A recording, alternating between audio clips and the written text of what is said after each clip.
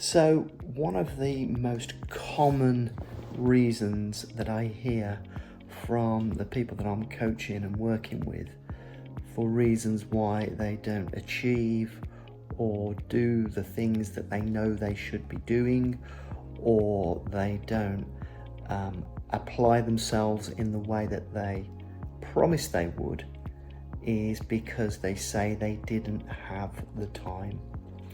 Now, this is a state of mind.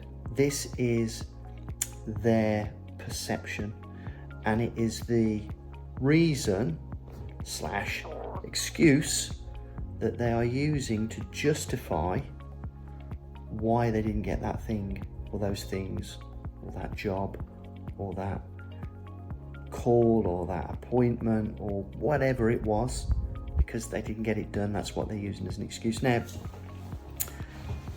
let's think about this rationally, because we've all got 24 hours in a day, and unless you are incarcerated, or perhaps you live in a part of the world where you don't have the freedoms that we enjoy, you are in control of your time. You decide what you do.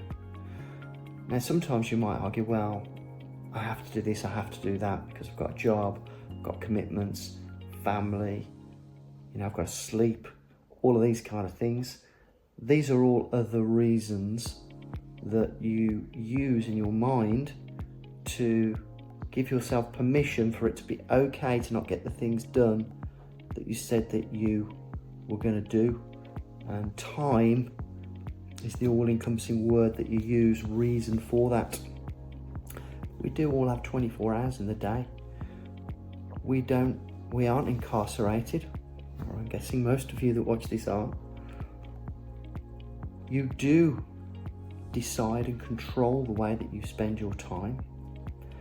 If your perception is that you don't, then the first thing is to change that perception.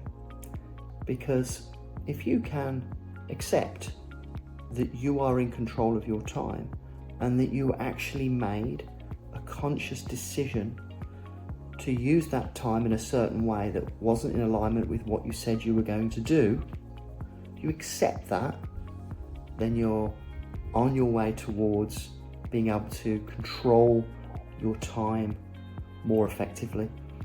Because that's really what we need to do, is take responsibility for controlling our time and letting it be okay if we don't use that time in the way that we anticipated, because we chose to do things instead of the things that we said we were going to do.